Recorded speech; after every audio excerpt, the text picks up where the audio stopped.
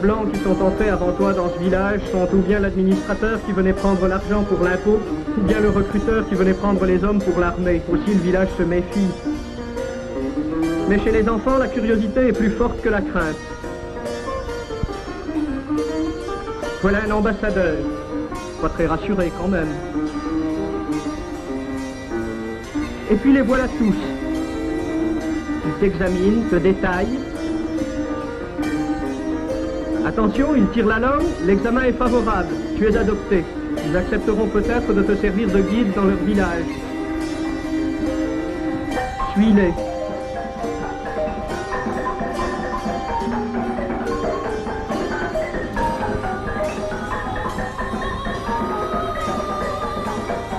Tu verras des choses très pittoresques, sans doute.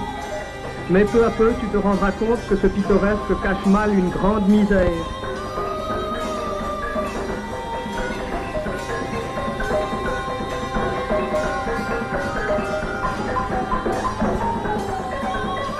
Baraman va se marier. Ses amis l'aident à préparer les briques de pisé avec lesquelles il bâtira sa case. Mais à chaque tornade, la case aura besoin de sérieuses réparations.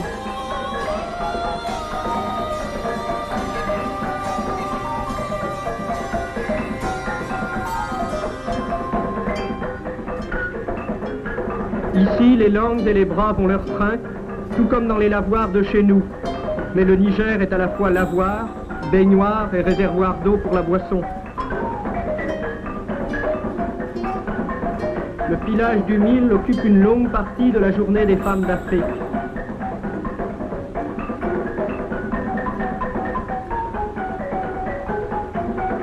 Et elles doivent aussi, bien sûr, comme toutes les femmes du monde, s'occuper de la toilette des enfants. Ici, c'est le salon de coiffure.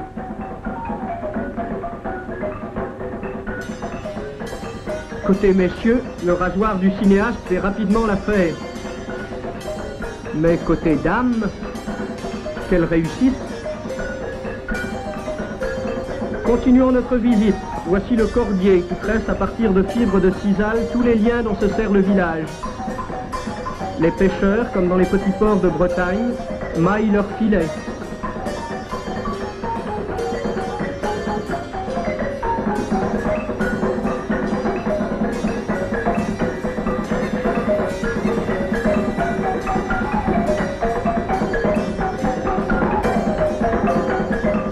Le tisserand tisse le coton en longues bandes que le tailleur assemblera en vêtements, mais ces pagnes et ces boubous de coton sont souvent insuffisants dans la fraîcheur des nuits d'Afrique.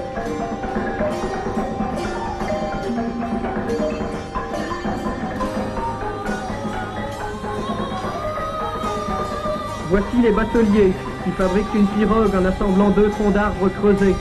Les clous sont un luxe qu'ils ne peuvent se permettre.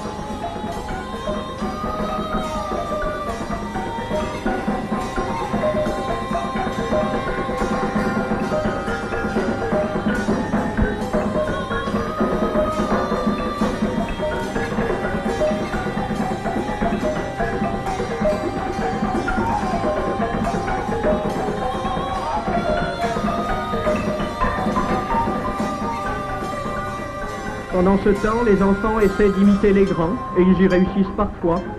Ou bien ils jouent. Que feraient-ils d'autre? Il y a place dans les écoles d'Afrique noire pour 4% des enfants d'âge scolaire. Juste le pourcentage suffisant pour que l'administration ait des greffiers et les compagnies coloniales des comptables. Les gosses jouent, une coquille d'escargot remplace la toupie. Ou une courge remplace le ballon. Mais c'est là un jeu trop violent pour les sages.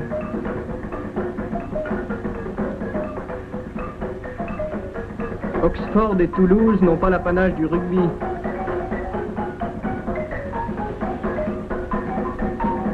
Et lorsqu'on est bien poussiéreux, le Niger n'est pas loin.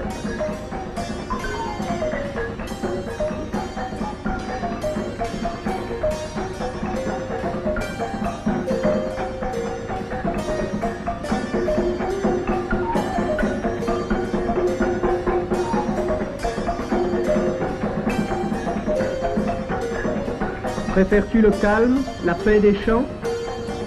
Suis ces 2 philosophes qui s'en vont rejoindre les gardiens du troupeau.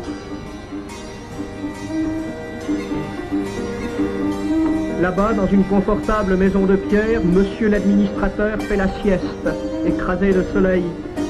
Mais ici, il faut travailler, suivre le troupeau cherchant pâture dans la brousse.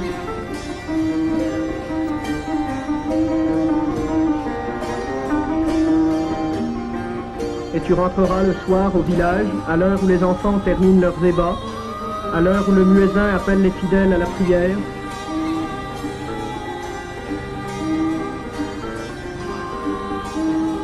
À l'heure où l'on se groupe sur les rives pour attendre les dernières pirogues.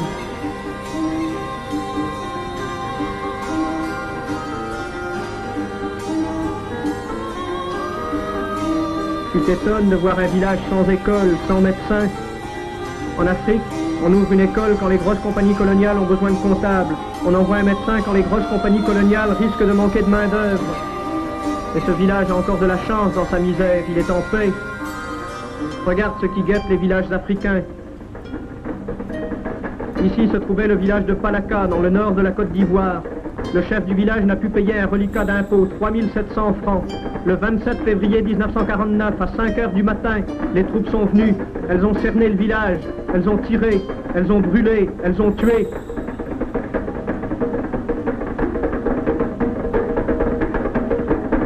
Ici, le chef de village, Sikali Ouattara, a été enfumé et abattu d'une balle dans la nuque, d'une balle française. Ici, une enfant de 7 mois a été tuée, une balle française lui a fait sauter le crâne.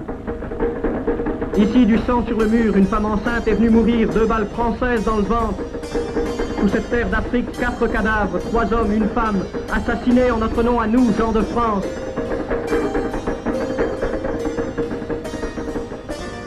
Tu t'étonnes, les cases brûlées, les habitants massacrés, le bétail abattu pourrissant au soleil, ce n'est pas l'image officielle de la colonisation.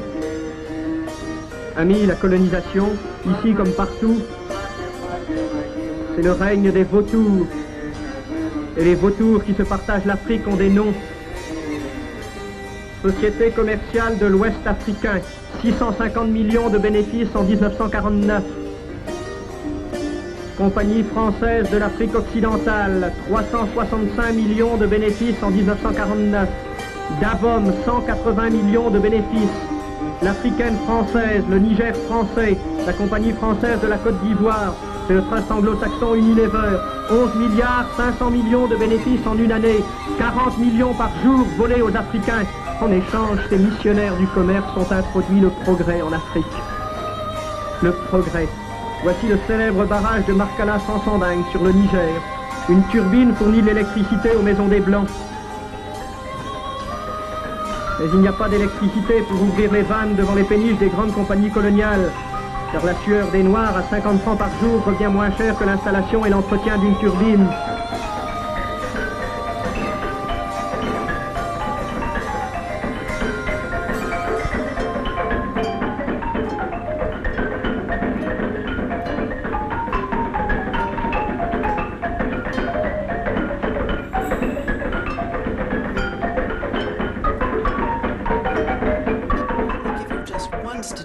Which I worked out in minutes because otherwise it's incomprehensible. Sub-Saharan Africa, which is the poorest part of the world, is paying $25,000 every minute to northern creditors.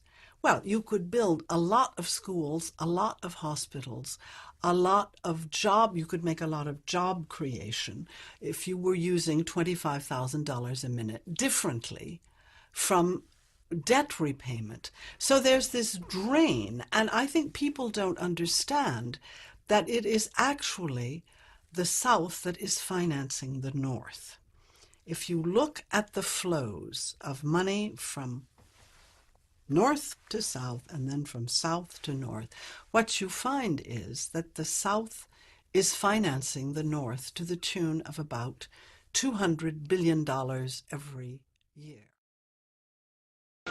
Le colonel François de Montagnac. Selon moi, toutes les populations qui n'acceptent pas nos conditions doivent être rasées. Tout doit être pris, saccagé, sans distinction d'âge et de sexe. L'herbe ne doit plus pousser là où l'armée française a mis le pied. Saint-Arnaud, il était commandant et c'était aussi un mari très attentionné. Il écrit à sa femme: « Chère Louise, je suis bivouaqué par une chaleur de 40 degrés au milieu de 20 villages superbes qui ne se sont jamais bien soumis.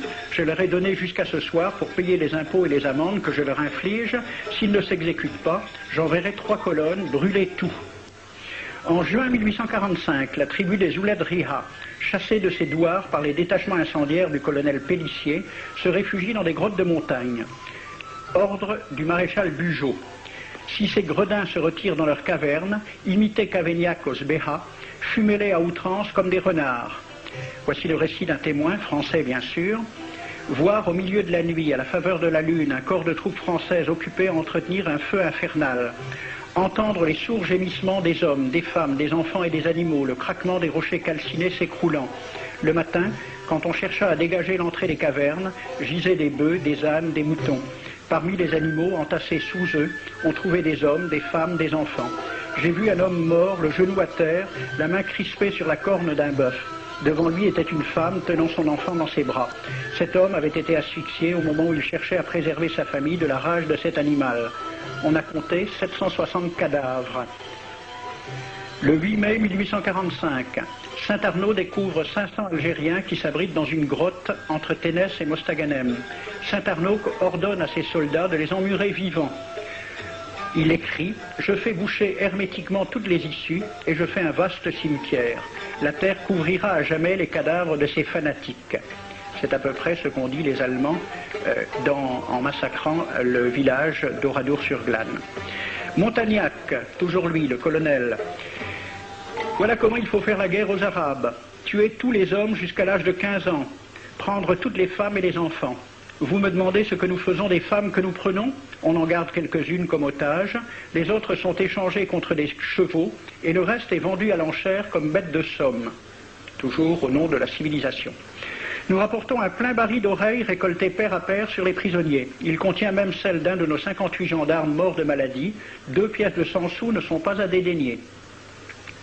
Le maréchal Soult, ministre de la guerre, répondant à des questions à la Chambre des députés. En Europe, un tel acte serait horrible et détestable. En Afrique, c'est la guerre même.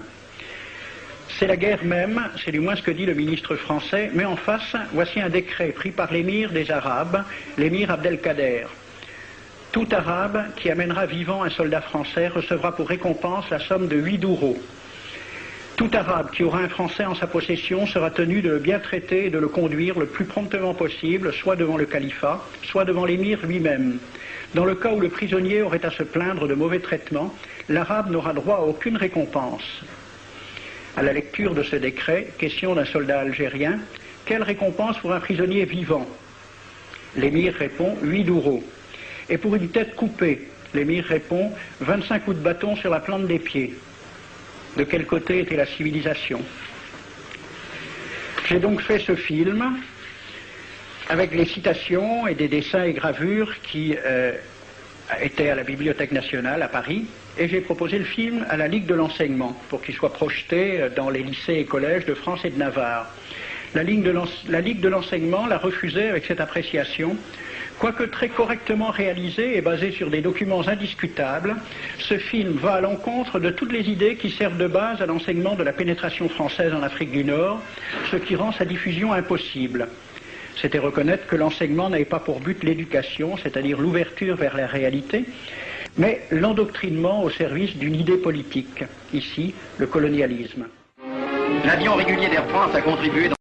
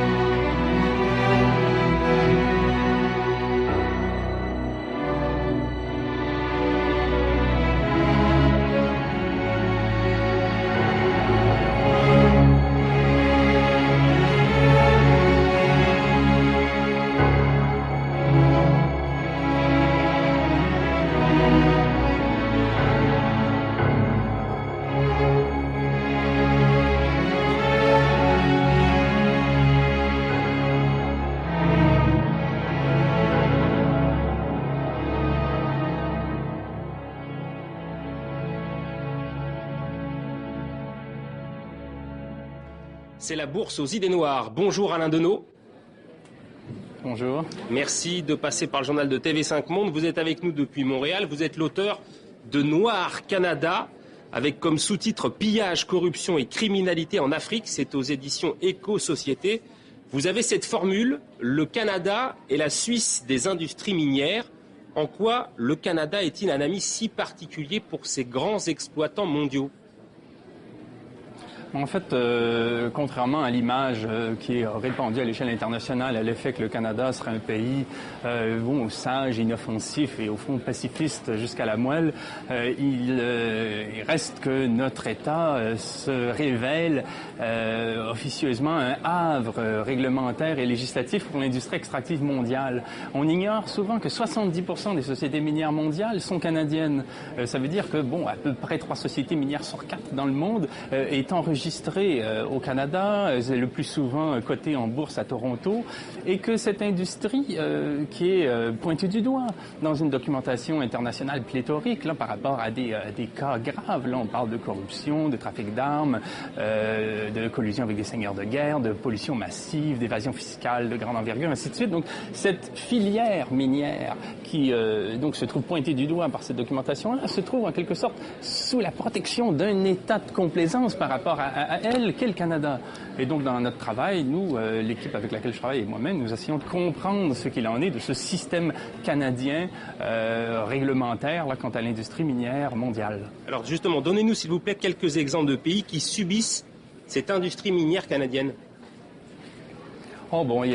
Malheureusement, il y en a énormément. Je veux dire, en Amérique latine, en Afrique, en Asie, en Europe de l'Est, plusieurs pays, effectivement, voient apparaître des sociétés minières qui obtiennent des concessions, souvent dans des conditions assez troubles, là, surtout quand il y a des conflits armés, et peuvent provoquer le pire, souvent, trop souvent, en matière environnementale, sociale, sécuritaire, fiscale, politique, ainsi de suite. Et ce qui fait la spécificité du Canada, c'est qu'au Canada, on s'est engagé dans les années 1990 à attirer les sociétés minières mondiales dans la législation. Et comme on sait aujourd'hui avec la mondialisation économique, les chefs d'État sont souvent des courtiers qui vendent des avantages juridictionnels aux investisseurs internationaux. Alors on a des sociétés qui viennent d'Australie, des États-Unis, d'Israël, de Suède, de Belgique pour s'enregistrer au Canada et profiter d'un cadre législatif et juridictionnel avantageux pour elles. Ici, par exemple, au Canada, du fait qu'on soit une ancienne colonie, il y a un système boursier qui favorise la spéculation. On a des incitatifs fiscaux pour amener les investisseurs institutionnels, comme les banques, les fonds de retraite, les compagnies d'assurance, à placer leurs actifs spécifiquement dans le domaine minier. Donc, on a une sorte de pipeline d'argent qui part de Toronto là, et qui alimente les projets miniers, même les plus controversés, dans le monde. On a aussi une diplomatie de complaisance là, qui constitue une sorte de lobby minier informel dans les pays du Sud où se trouvent présentes les sociétés canadiennes en grand nombre et qui va mettre sous pression les États pour qu'ils adoptent des codes miniers outrancièrement avantageux pour l'industrie extractive, ainsi que tout un plan de développement en ce qui concerne les infrastructures routières et autres, de façon à favoriser l'exploitation des minerais, bien que cela se fasse parfois, souvent et trop souvent, au détriment des populations. Sans parler d'un cadre légal qui fait qu'il est très, très, très difficile ici de poursuivre aux civils, aux criminels, les sociétés pour ce qu'elles auraient commis à l'extérieur de nos frontières. Donc on a cette espèce de paradis réglementaire, cette espèce de paradis judiciaire qu'est le Canada et qui offre en quelque sorte des avantages réglementaires, législatifs, financiers et autres, fiscaux, à une industrie qui se trouve ici donc aux anges. Vous parliez de la bourse de Toronto. Elle récupère en fait beaucoup d'argent, c'est notamment via des fonds de placement. C'est en fait les Canadiens qui placent leur argent pour ensuite être redistribués pour qu'ils puissent toucher une retraite. Est-ce qu'ils sont d'abord au courant de ce système-là et comment le vivent-ils tout simplement ? Oui, la question est tout à fait éminente. Là. Quand on dit effectivement que les investisseurs institutionnels sont amenés à placer leurs actifs spécifiquement dans le domaine minier au Canada, il faut voir qu'ils ont entre les mains l'épargne que les Canadiens leur confient. Donc, les citoyens canadiens se trouvent en quelque sorte régulièrement à cotiser dans des fonds de tout genre et trouvent en quelque sorte des avantages à ce que l'industrie canadienne se comporte comme elle le fait à l'étranger, puisque leur propre épargne est étalonnée sur les résultats de cette industrie. Cela dit, tout se fait dans une relative ignorance. On sait qu'il est au Canada assez difficile, étant donné notre droit, le common law, de citer des compagnies minières pour ce qu'elles font à l'étranger, étant donné que ici, si on se fie à ce qu'en dit le professeur de droit Pierre Trudel de l'Université de Montréal, la question de la réputation des personnes morales que sont les sociétés privées a préséance sur la question de l'expression. Et donc la liberté d'expression ici se trouve entamée. Donc il est plus difficile de critiquer les sociétés pour ce que l'on dit d'elles dans une documentation internationale pléthorique qu'on ne pourrait le faire aux États-Unis, par exemple. Donc on se retrouve dans un système qui est avantageux pour les sociétés. Il y a un élément dont vous avez parlé, c'est la diplomatie canadienne. Comment se positionnent justement les dirigeants canadiens, ceux qui ont les plus hautes fonctions par rapport à cette industrie minière? Il est intéressant de voir qu'un grand nombre de premiers ministres canadiens, une fois à la retraite, travaillent pour ou dans une société minière. Je pense à Joe Clark, à Jean Chrétien, à Brian Mulroney, qui sont des acteurs importants du secteur minier, notamment en Afrique ou ailleurs. Il y a le fait aussi que la diplomatie canadienne comme telle travaille à la Banque mondiale pour que dans les pays du Sud, on développe des codes miniers qui ressemblent drôlement à ceux du Canada, qui sont, comme je le disais tout à l'heure, un legs de notre époque coloniale et qui sont tout à fait avantageux pour l'industrie extractive, notamment en ce qui concerne les redevances, la fiscalité, les droits à polluer, et ainsi de suite, quoi. Donc, on se retrouve à mettre sous pression les pays du Sud pour qu'ils adoptent un code d'investissement et un code minier qui profite à l'industrie. Et le Canada est actif en cela, sans parler de la présence de diplomates canadiens pour mettre sous pression les États quand les sociétés minières ont besoin qu'on exproprie des populations civiles ou qu'on développe le territoire de façon à faciliter son travail. Et vous savez, il y a des citations qui sont pas piquées des verres. Il y a une diplomate canadienne qu'on cite dans notre livre, Le Noir Canada, qui dit si la diplomatie canadienne soutient coûte que coûte l'industrie minière dans le monde, c'est pas qu'elle est de mèche avec elle, mais c'est que les Canadiens se sont trouvés à placer tellement d'actifs à titre individuel dans cette industrie, selon le système que j'explique tout à l'heure, qu'il faut défendre le bien public canadien en soutenant cette industrie coûte que coûte à l'étranger. Tout ça, c'est un peu emberlificoté, mais tout ça pour dire que la diplomatie canadienne fait passer son soutien à des projets industriels souvent très controversés sur la base d'une sorte de cupidité du peuple canadien quant au sort de cette industrie, du fait qu'il la finance par son épargne, mais en même temps, on constate que ce public canadien n'est pas tellement bien informé des affres de cette industrie. Alain Deneau, Noir Canada, nous aussi nous allons nous quitter avec cette citation. Pour les intérêts de notre pays, il ne faut pas avoir peur de mettre la main dans celle du diable. C'est signé de Jacques Foccart, le monsieur France-Afrique. Merci beaucoup Alain Deneau. Je vous remercie.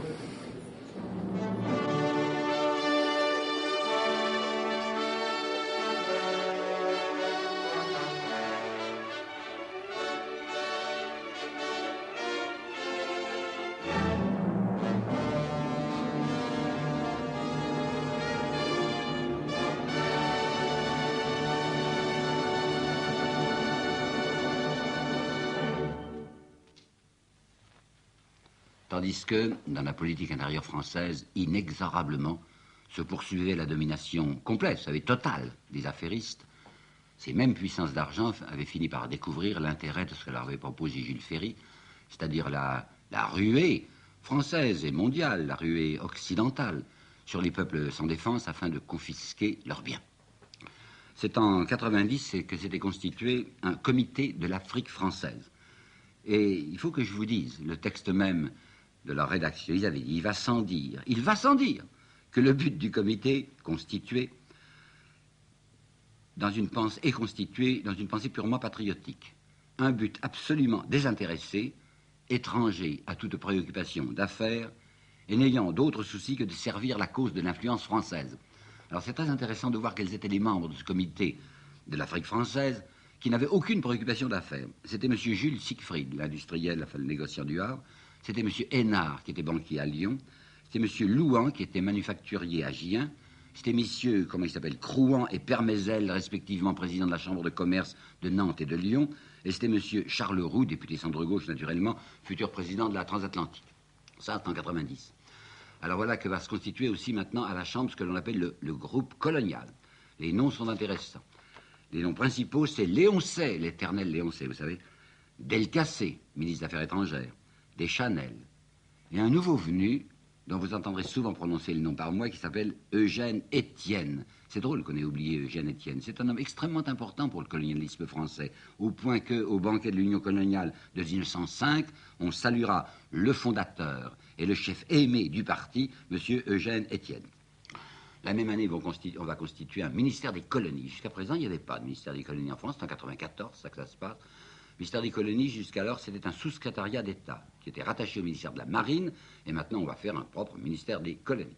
Cependant, le ministère des colonies ne régnera que sur les colonies proprement dites, et les autres colonies qui s'appellent protectorats, vous savez, le protectorat jusqu'alors de Madagascar et le protectorat de la Tunisie, sera rattaché aux affaires étrangères. À cause d'hypocrisie, ce sont des nations étrangères. Droit des peuples à disposer d'eux-mêmes, alors simplement ce sont des nations protégées.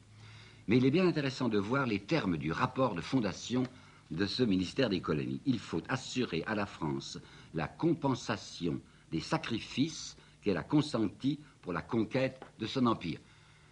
Jules Guesde, dès 1885, avait dit, voyons, qu'est-ce que c'est que le colonialisme? Ça se fait comment? Ça se fait au moyen du sang et de l'argent de la nation, de la collectivité. On commence par envoyer des soldats, c'est-à-dire les enfants du peuple.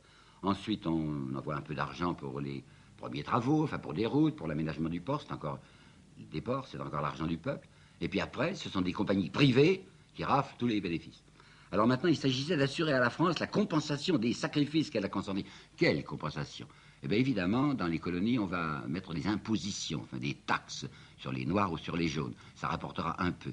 Mais en réalité, comme je vous le dirai tout à l'heure par des citations exemplaires, les colonies coûteront toujours très cher à la métropole et ne rapporteront pratiquement rien à la métropole. Elles rapporteront à des groupes d'intérêt privés. Il faut savoir aussi que dans cette union coloniale, on est extrêmement indigné par ce comportement de l'extrême gauche que je viens de vous signaler. Clémenceau, lui aussi, Jules Guesde et Jaurès, naturellement, ne cessaient de dire que c'était un scandale.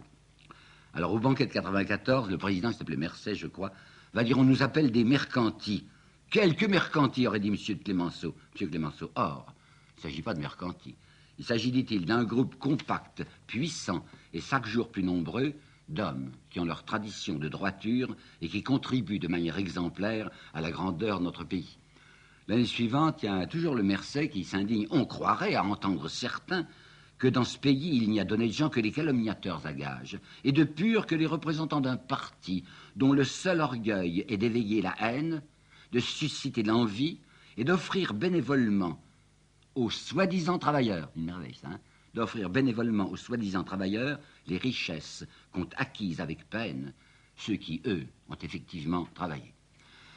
Mais vous savez, ils recevaient, ces messieurs, l'appui le plus considérable des ministres successifs des colonies. Il y avait Eugène Étienne, qui avait été sous-secrétaire d'État aux colonies avant la constitution du ministère, et puis il y aura ensuite Delcassé, et puis Deschanel. Alors il y aura un salut à Delcassé, ministre des colonies. Ce Delcassé, que nous avons vu lui-même offrir des concessions territoriales à quelques-unes de nos maisons, les plus anciennes et les plus recommadables. Nous l'avons entendu promettre de nous consulter sur les tarifs de douane. Tout cela est profondément satisfaisant, disant les membres de l'Union coloniale. Ce mot de profondément satisfaisant me rappelle quelque chose que j'avais trouvé l'année dernière à propos de l'indemnité de guerre que Thiers avait versée à l'Allemagne. Vous savez que cette indemnité avait été versée grâce à des emprunts. Emprunts dont la Banque de France avait été tellement bénéficiaire qu'elle avait porté, je vous l'ai dit, son dividende de 80 à 300. Il y a une lettre à Thiers que j'avais publiée l'année dernière où le comité de régence de la Banque de France disait « Les mesures prises par le gouvernement sont profondément satisfaisantes ». C'est exactement le même mot. L'Union coloniale dit « Le ministère à notre égard est profondément satisfaisant ». Mais vous allez voir mieux. Il y a Chautemps, qui aura un certain rôle à la fin de la Troisième République. Il y a Chautemps qui va dire, et il est ministre des colonies. Le ministre des colonies est tenu de se considérer avant tout, vous attendez bien, de se considérer avant tout comme un second ministre du commerce. Le commerçant, c'est pour lui que l'administration coloniale doit être faite. Ah ben c'est clair. Alors voyez, qu'est-ce qu'on faisait positivement? On avait commencé par reprendre la question de Madagascar, parce que vous vous rappelez peut-être qu'elle avait été mal réglée.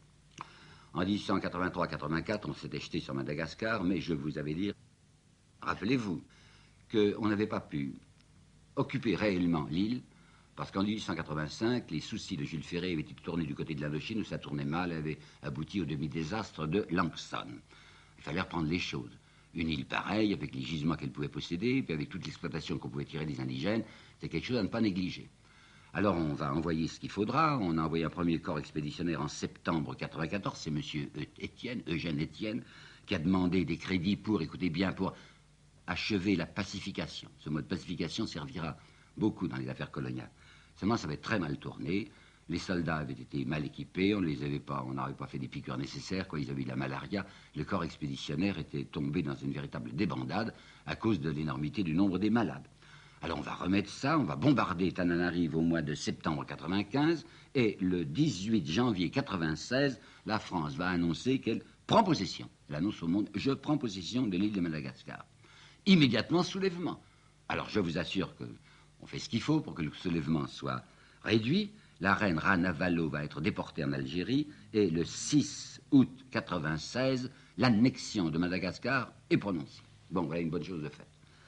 Maintenant, regardons du côté de l'Afrique du Nord. En Afrique du Nord, Eugène Étienne expliquait qu'il fallait que la France s'occupât toute l'Afrique du Nord. Et il expliquait volontiers qu'il y avait un grand axe à établir. Nous étions déjà à Alger, alors il fallait que les Français descendent jusque sur les côtes du golfe de Guinée, voilà pour nord-sud, et maintenant ouest-est. On était à Dakar depuis longtemps, Sénégal, alors il fallait traverser horizontalement, si je puis dire, toute l'Afrique pour aboutir peut-être, qui sait, jusqu'à Djibouti. Pour aboutir à Djibouti, il fallait traverser les positions anglaises, et vous allez voir que ça ne va pas tourner très rond. Alors on envoie les troupes nécessaires, il y a un certain commandant Joffre, oui, commandant Joffre, qui va devenir le général Sine Joffre, qui lui va s'emparer de Tombouctou. Tombouctou est au sommet de la boucle du Niger. Vous avez un général Dodds, qui va poursuivre un malheureux qui s'appelait Béhanzin, qui était le roi du Dahomey. On va conquérir le Dahomey, et je sais très bien, et je ne cacherai pas, qu'il y avait là d'horribles exploitations. Il y avait des haines tribales, vous savez, il y avait une tribu qui exploitait l'autre tribu. Eh bien, on va régler tout ça par un asservissement tout simplement général. Et puis, il faut descendre maintenant du côté de l'Afrique équatoriale. Ce même monsieur Bourgeois, dont vous avez parlé, Émile Bourgeois, qui a écrit ce manuel historique de politique étrangère, qui est tellement dans la bonne ligne, dit « C'était un devoir pour la France que de porter la civilisation à ces contrées lointaines ». Alors, on va faire de la pénétration d'abord à l'intérieur de ce qu'on appellera plus tard le Soudan français, ça c'est pas encore le Congo, puis on va descendre vers le Congo. À l'intérieur du Soudan français, il y aura un certain nombre d'expéditions si affreuses que le bruit en éclatera jusqu'en France même. Il y aura le scandale de l'expédition du lieutenant Voulet et du lieutenant Chanoine. Lieutenant Chanoine, très apparenté, son père était général. Ils se sont conduits de telle façon, saisis de je ne sais quel sadisme ou hystérie, enfin, ils coupaient des mains, ils tuaient des femmes, ils coupaient les seins. C'était tellement effrayant qu'il y a eu un mouvement de protestation en France. Eh bien, monsieur Émile Bourgeois, qui parle du devoir de la France de porter la civilisation... C'est une grande œuvre coloniale française qui vient d'aboutir. La jonction Brazzaville-Pointe-Noire du Congo-Océan est réalisée après 13 années de travaux.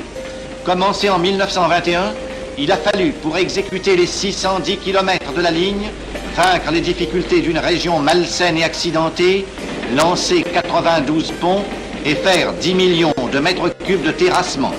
930 millions ont été dépensés pour cette œuvre qui a permis de relier le bassin du Congo directement avec la mer. C'est non seulement un grand progrès dans la mise en valeur des colonies françaises, mais aussi une amélioration du sort des populations indigènes de l'Afrique équatoriale. Qui dit mémoire coloniale pense en général à la France ou au Royaume-Uni. Cela se comprend vu l'importance de leur possession. Mais ce soir, Arte soulève d'autres coins du voile et s'intéresse à deux autres cas, celui des Belges et celui, tout à fait méconnu, des Allemands.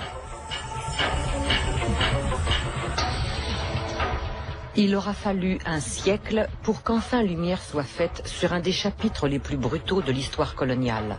Au prétexte de la lutte contre la traite des esclaves, le souverain belge Léopold II s'appropria un vaste territoire dont il pilla les ressources, exploita les habitants, n'hésitant pas pour cela à avoir recours aux pires atrocités. Jusqu'à aujourd'hui, personne ne le savait. La Prusse, en la personne de son grand électeur Frédéric Guillaume, s'adonna avec succès au trafic négrier. D'une efficacité redoutable, le souverain monta de pied en cap une flotte dont le trafic entre l'Afrique et les Caraïbes fut au XVIIe siècle des plus lucratifs. Léopold II, qui aimait à se dire philanthrope, fut un colonisateur brutal. Tout de suite, le film du procès qui n'a jamais eu lieu.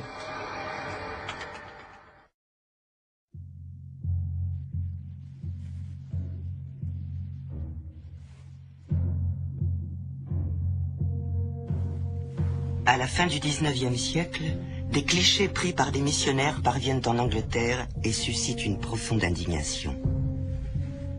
Les mutilations ont été photographiées à dessein sur fond blanc pour renforcer l'impact. Les enfants sont originaires du Congo. L'homme accusé d'être leur tortionnaire est un blanc européen, une tête couronnée.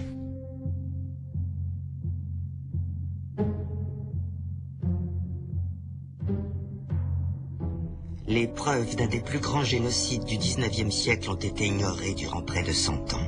Des millions d'Africains sont morts pour assouvir la soif de richesse et de gloire d'un seul homme. Un roi a poussé la cruauté à son paroxysme, bien avant l'arrivée d'Adolf Hitler.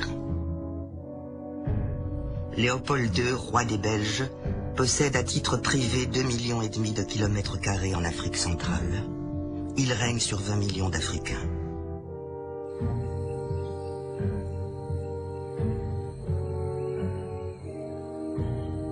De 1880 à 1900, la création d'usines de bicyclettes et d'automobiles en Europe et aux États-Unis fait naître un immense besoin de caoutchouc pour la fabrication des pneus.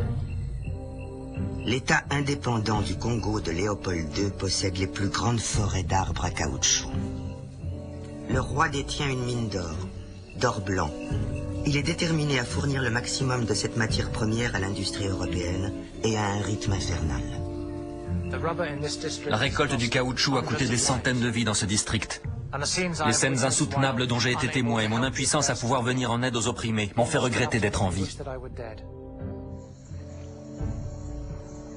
Durant 20 ans, Léopold II transforme le Congo, 80 fois plus vaste que la Belgique, en un immense camp de travail forcé. Le commerce du caoutchouc en fait un des hommes les plus riches du globe. Ses profits augmentent au même rythme que le nombre de morts.